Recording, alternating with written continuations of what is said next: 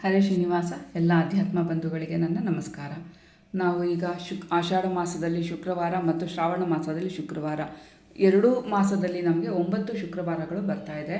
ಈ 9 ಶುಕ್ರವಾರಗಳು ನಾವು ಹೇಗೆ ಪೂಜೆಯನ್ನು ಮಾಡ್ಕೋಬೇಕು ಅನ್ನೋದನ್ನು ನೋಡೋಣ.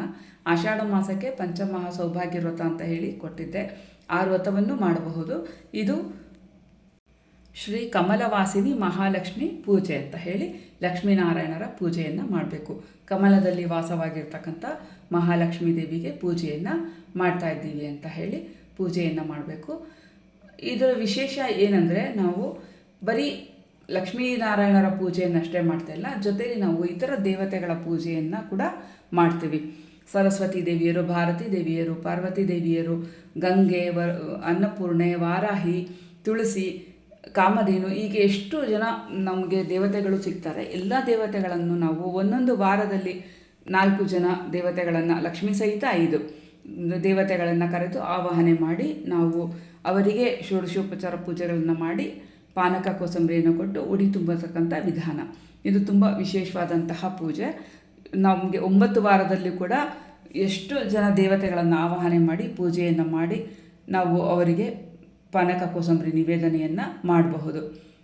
ಹೀಗೆ ನಾನು ಈ ದಿನ ಗೌರಿ, ಅನ್ನಪೂರ್ಣೆ, ಕಾಮಧೇನು, ಗಂಗೆ, ಈ ರೀತಿ 4 ದೇವತೆಗಳನ್ನು ಆವಾಹನೆ ಮಾಡಿದ್ದೀನಿ. ಇಲ್ಲಿ ನಾವು ಅವರಿಗೆ ಪೀಠಗಳನ್ನು ಹಾಕಬೇಕು. ತಾರತಮ್ಯ ಮೂಲಕವೇ ನಾವು ಅವರಿಗೆ ಪೀಠವನ್ನು ಕೊಡಬೇಕು. ಪೀಠದಲ್ಲಿ ನಾವು ಆ ಮಂಡಲ ರಂಗೋಲಿಯನ್ನು ಹಾಕ್ಕೊಳ್ಬೇಕು. ಪದ್ಮಮಂಡಲವನ್ನು ಹಾಕಿ ಅವರನ್ನು ಸ್ವಾಗತ ಮಾಡಬೇಕು. ಮಧ್ಯದಲ್ಲಿ ಲಕ್ಷ್ಮೀನಾರಾಯಣರು ಇರ್ತಾರೆ. ಇದಕ್ಕೆ ಕಮಲವಾಸಿನಿ ರಂಗೋಲಿಯನ್ನು ನಾನು ಕೊಡ್ತೀನಿ. ಅದನ್ನು ಹಾಕಿ ಮಧ್ಯದಲ್ಲಿ ಸ್ವಸ್ತಿಕವನ್ನು ಹಾಕಿ ಆನಂತರದಲ್ಲಿ ನಾವು ಈ ಲಕ್ಷ್ಮೀನಾರಾಯಣರನ್ನು ಕೂಡಿಸ್ಬೇಕು. ಇದು ದೇವತೆಗಳಿಗೆ ಪದ್ಮದ ಮಂಡಲವನ್ನು ಹಾಕ್ಕೊಳ್ಬೇಕು. ಎಲ್ಲರಿಗೂ ತುಪ್ಪದ ದೀಪವನ್ನು ಹಚ್ಚಿಡಬೇಕು. ಗೆಜ್ಜೆ ವಸ್ತ್ರ ಇರಬೇಕು. ಅನಂತರ ಲಕ್ಷ್ಮೀನಾರಾಯಣರಿಗೆ ಮಧ್ಯದಲ್ಲಿ ನಾವು ದೀಪವನ್ನು ಹಚ್ಚಿಡಬೇಕು. ಅವರಿಗೆ ಅರಿಶಿನ, ಕುಂಕುಮ, ಹೂವು, ನಾವು ಏನರಿಂದ ಅರ್ಚನೆ ಮಾಡ್ತೀವಿ ಅದನ್ನೆಲ್ಲ ಸಿದ್ಧತೆ ಮಾಡ್ಕೊಳ್ಬೇಕು. ಇನ್ನು 4 ದೇವತೆಗಳಿಗೂ ಕೂಡ ನಾವು ಉಡಿ ತುಂಬಲಿಕ್ಕೆ ಮತ್ತು 5 ಮಹಾಲಕ್ಷ್ಮೀ ದೇವಿಯನ್ನು ಸೇರಿಸಿ 5 ಉಡಿ ತುಂಬಲಿಕ್ಕೆ ನಾವು ಬೆಲ್ಲ, ಖರ್ಜೂರ, ಹುರಿಗಡಲೆ, ಅಕ್ಕಿ ತುಂಬುವವರು ಅಕ್ಕಿ ಕೂಡ ತುಂಬಬಹುದು. ನಾನು ಹುರಿಗಡಲೆನೇ ಪ್ರತಿ ವಾರ ತುಂಬುತ್ತೇನೆ. ಆನಂತರ ಬಳೆ, ಕುಪ್ಪಸದ ಕಣ, ಅಡಿಕೆ ಬೆಟ್ಟ, ಅರಿಶಿನ, ಕುಂಕುಮ, ದಕ್ಷಿಣೆ, ಅರಿಶಿಣದ ಬೇರು, ಇಷ್ಟನ್ನು ನಾವು ತಯಾರಿ ಮಾಡ್ಕೊಳ್ಬೇಕು. ಎಲ್ಲರಿಗೂ ಗೆಜ್ಜೆ ವಸ್ತ್ರವನ್ನು ಮಾಡಿಕೊಳ್ಬೇಕು. ನಮಗೆ ಪ್ರತಿ ಶುಕ್ರವಾರ ಕೂಡ ಮನೆಗೆ ಅಷ್ಟು ಜನನ ಕರೆದು ಮಾಡೋಕ್ಕೆ ಆಗೋದಿಲ್ಲ. ಹಾಗಾಗಿ ಶುಕ್ರವಾರ ನಾವು ಬೆಳಗ್ಗೆ ಬ್ರಾಹ್ಮಿ ಮುಹೂರ್ತದಲ್ಲಿದ್ದು ಈ ಪೂಜೆಯನ್ನು ಮಾಡಿ ನಾವು ಉಡಿಯನ್ನು ತುಂಬಿದ್ರೆ ಅನಂತರ ಮನೆಗೆ ಬಂದ ಮುತ್ತೈದೆಯರಿಗೆ ಉಡಿಯನ್ನು ತುಂಬೋದು. ಅಥವಾ ನಾವು ಎಲ್ಲಾದರೂ ಕ್ಷೇತ್ರಕ್ಕೆ ಹೋದಾಗ ಅದನ್ನು ತೊಗೊಂಡೋಗಿ ಮುತ್ತೈದೆಯರಿಗೆ ಕೊಡಬಹುದು ಮತ್ತು ಅಲ್ಲಿನ ಕ್ಷೇತ್ರಸ್ಥ ದೇವತೆಗಳಿಗೂ ಕೂಡ ನಾವು ಅದನ್ನು ಉಡಿ ತುಂಬಬಹುದು. ನಾವು ಮೊದಲು ಅರಿಶಿಣದಲ್ಲಿ ಸ್ವಸ್ತಿಕವನ್ನು ಮಧ್ಯದಲ್ಲಿ ಬರ್ಕೊಳ್ಬೇಕು, ಮಂಡಲದಲ್ಲಿ. ಅದನ್ನು ಹೇಗೆ ಬರ್ಕೋಬೇಕು ಅಂತ ತೋರಿಸ್ತೀನಿ. ಆನಂತರ ನಾವು ಎಲ್ಲ ದೇವತೆಗಳನ್ನು ಆವಾಹನೆ ಮಾಡಿರ್ತೀವಲ್ಲ ಅಲ್ಲಿ ಕೂಡ ಪಾದದಲ್ಲಿ ಸ್ವಸ್ತಿಕವನ್ನು ಅರಿಶಿಣದಲ್ಲಿ ಬರಿಬೇಕು, ಕುಂಕುಮದಲ್ಲಿ ಬರಿಬಾರ್ದು. ನಾವು ಪಾದಕ್ಕೆ ನಾವು ಯಾವ ಮುತ್ತೈದೆಯರಿಗೂ ಕೂಡ ಕುಂಕುಮವನ್ನು ಹಚ್ಚಬಾರ್ದು. ಕಾರಣ ಕುಂಕುಮದಲ್ಲಿ ಪೂರ್ಣ ಲಕ್ಷ್ಮೀ ದೇವಿನೇ ಇರ್ತಾಳೆ.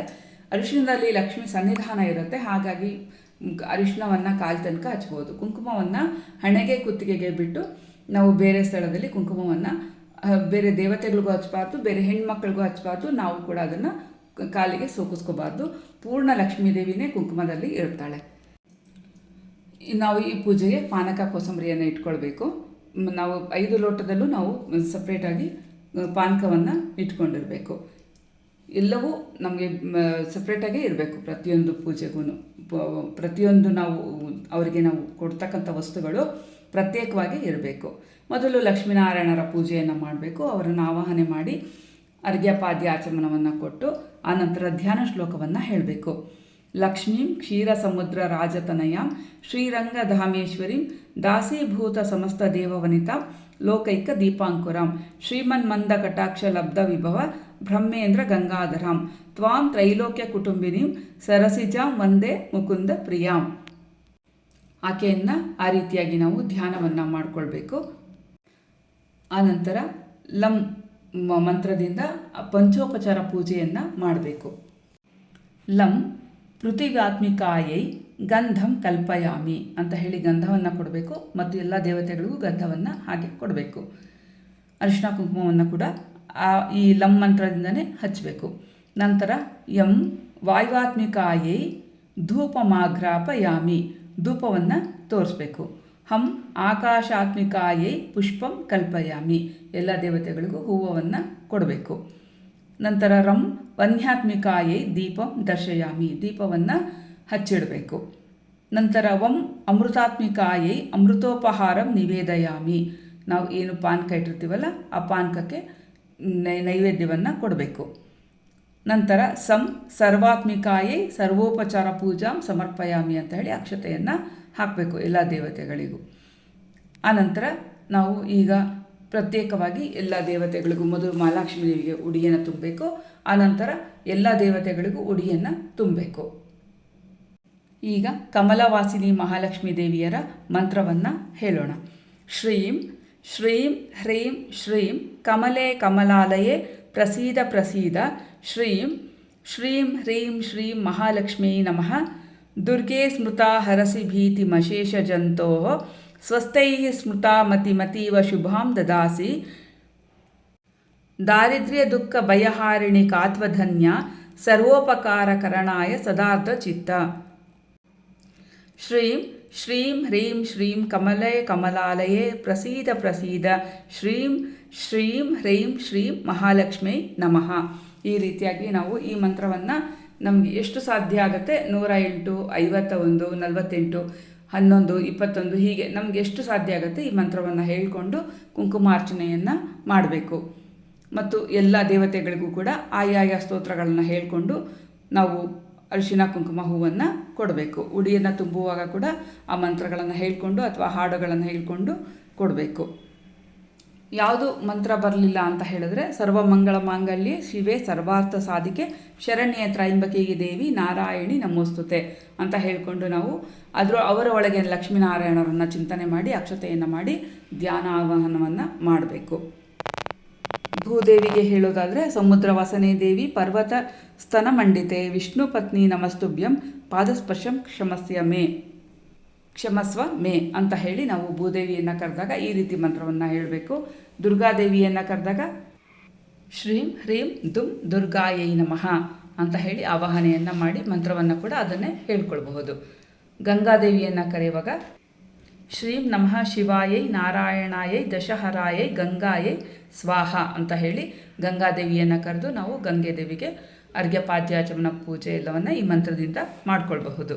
ಅನ್ನಪೂರ್ಣ ದೇವಿಯನ್ನು ಕರೆದಾಗ ಶ್ರೀಂ ಹ್ರೀಂ ಶ್ರೀಂ ಕ್ಲೀಂ ನಮೋ ಭಗವತಿ ಮಾಹೇಶ್ವರಿ ಅನ್ನಪೂರ್ಣೆ ಸ್ವಾಹ ಈ ಮಂತ್ರದಿಂದ ಆಕೆಯನ್ನು ಕರೆದು ಪೂಜೆಯನ್ನು ಮಾಡಬೇಕು. ಕಾಮಧೇನುವನ್ನು ಕರೆಯುವಾಗ ಸರ್ವ ಕಾಮದುಗೆ ದೇವಿ ಸರ್ವತೀರ್ಥಾಭಿಷೇಚಿನಿ ಪಾವನಿ ಸುರಭಿ ಶ್ರೇಷ್ಠೆ ದೇವಿ ತುಭ್ಯಂ ನಮೋ ನಮಃ ಅಂತ ನಾವು ಹೀಗೆ ಯಾವ ಯಾವ ದೇವತೆಗಳನ್ನು ಕರಿತೀವಿ ಆ ದೇವತೆಗಳಿಗೆ ಅದಕ್ಕೆ ಸಂಬಂಧಪಟ್ಟ ಮಂತ್ರವನ್ನು ಅಥವಾ ಹಾಡು ಏನು ಬರಲಿಲ್ಲ ಅಂದರೆ ಅವರ ಹೆಸರನ್ನು ಹೇಳಿ ಈಗ ಶ್ರೀಂ ದುರ್ಗಾಯೈ ನಮಃ ಅಷ್ಟನ್ನು ಹೇಳಿ ನಾವು ಅವರನ್ನು ಆವಾಹನೆ ಮಾಡಿ ಪೂಜೆಯನ್ನು ಮಾಡಿ ಉಡಿಯನ್ನು ತುಂಬಬೇಕು.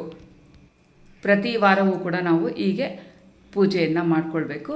ಆಷಾಢ ಮಾಸದಲ್ಲಿ 4 ಶುಕ್ರವಾರ, 5 ಶ್ರಾವಣ ಮಾಸದಲ್ಲಿ 5 ಶುಕ್ರವಾರ ಸಿಗ್ತದೆ. ಒಟ್ಟು 9 ಶುಕ್ರವಾರ. ನಮಗೆ ಶುಕ್ರವಾರ ಹೊರಗಡೆ ಆಗಿದ್ದೀವಿ, ನಾವು ಮಾಡೋಕ್ಕಾಗಲಿಲ್ಲ ಅಥವಾ ಏನೋ ಒಂದು ಕಾರಣದಿಂದ ಮಾಡೋಕ್ಕಾಗಲಿಲ್ಲ ಅಂದರೆ ಅದನ್ನು ಮಂಗಳವಾರಕ್ಕೆ ಮಾಡ್ಕೊಳ್ಳಿ, ಅದನ್ನು ಬಿಡೋದು ಬೇಡ. ಒಟ್ಟು 9 ವಾರ ಮಾಡಿಕೊಳ್ಬೇಕು. ಹೀಗೆ ಎಲ್ಲ ದೇವತೆಗಳಿಗೂ ಪೂಜೆಯನ್ನು ಮಾಡಿ ನೈವೇದ್ಯ ಮತ್ತು ಮಾಡಿ ಉಡಿಯನ್ನು ತುಂಬಿ ಆರತಿಯನ್ನು ಮಾಡಬೇಕು. ನಮಗೆ ಸಾಧ್ಯವಾದಷ್ಟು ನಮಸ್ಕಾರಗಳನ್ನು ಮಾಡಬೇಕು.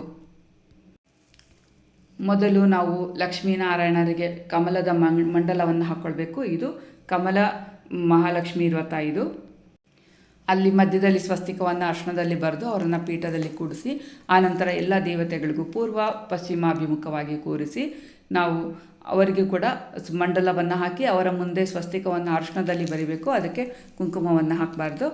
ಬರೆದು ಅವರಿಗೆ ಪಾದ ಪ್ರಕ್ಷಾಲನೆ ಮಾಡಿ ಆನಂತರ ಈ ಮಿಕ್ಕಿದ ಎಲ್ಲ ವ್ರತಗಳನ್ನು ನಾನು ಹೇಳಿದಂತಹ ಎಲ್ಲ ರೀತಿಯ ಪಂಚೋಪಚಾರ ಪೂಜೆಗಳನ್ನು ಮಾಡಬೇಕು. ಧೂಪ, ದೀಪ, ನೈವೇದ್ಯ, ಆರತಿ ಹೀಗೆ ಮಾಡಿ. ಹೀಗೆ ಮಾಡೋದ್ರಿಂದ ತುಂಬ ವಿಶೇಷವಾದಂತಹ ಫಲ ಸಿಗುತ್ತೆ ನಮಗೆ. 9 ವಾರದಲ್ಲಿ 1 ವಾರದಲ್ಲಿ 4 ಜನ ಮುತ್ತೈದರು, ಮಿನಿಮಮ್ 4 ಜನ, ನಾವು ಅದರ ಮೇಲೆ ಎಷ್ಟಾದರೂ ನಾವು ಕರಿಬಹುದು. ಈ ರೀತಿಯಾಗಿ ಎಲ್ಲ ದೇವತೆಗಳನ್ನು ದೇವತಾ ಸ್ತ್ರೀಯರನ್ನು ನಾವು ಕರೆದು ಪೂಜೆಯನ್ನು ಮಾಡಿ ವಿಶೇಷವಾಗಿ ನಾವು ಅವ್ರಿಗೆ ಅರ್ಘ್ಯಪಾದ್ಯಾಚಮನ ಕೊಟ್ಟು ಉಡಿ ತುಂಬಿ ನಮಸ್ಕಾರವನ್ನು ಮಾಡಿದ್ರೆ, ಮನೆಯಲ್ಲಿ ನಾವು ಒಳ್ಳೆಯ ಮುತ್ತೈದೆಯರನ್ನ ಕರೆದು ಪೂಜೆ ಮಾಡಿದ್ರೆ ಏನು ಫಲ ಸಿಗುತ್ತೋ ಅದಕ್ಕಿಂತ ಹೆಚ್ಚು ಫಲ ನಮಗೆ ದೇವತೆಗಳು ಅನುಗ್ರಹವನ್ನು ಮಾಡ್ತಾರೆ, ಅಖಂಡ ಸೌಭಾಗ್ಯವನ್ನು ಕೊಡ್ತಾರೆ. ಮನೆಯಲ್ಲಿ ಎಲ್ಲ ರೀತಿಯಾದಂಥ ಸಂಪತ್ತು ವಂಶಾಭಿವೃದ್ಧಿಯನ್ನು ಕೂಡ ನಮಗೆ ಕರುಣಿಸ್ತಾರೆ. ನಿಂತೋಗಿರ್ತಕ್ಕಂಥ ಶುಭ ಕಾರ್ಯಗಳು ಆಗುತ್ತೆ. ದೇವತಾ ಸ್ತ್ರೀಯರಿಗೆ ವಿಶೇಷವಾಗಿ ನಾವು ಅರಿಶಿನ ಕುಂಕುಮ ಪಾನಕ ಕೋಸಂಬರಿಯನ್ನು ಕೊಟ್ಟು ಉಡಿಯನ್ನು ತುಂಬುವಾಗ ವಿಶೇಷವಾದಂತಹ ಅವರ ಅನುಗ್ರಹ ಪ್ರಾಪ್ತಿ ನಮಗೆ, ನಮ್ಮ ವಂಶಕ್ಕೆ, ನಮ್ಮ ಕುಟುಂಬದವರಿಗೆ ಆಗತ್ತೆ.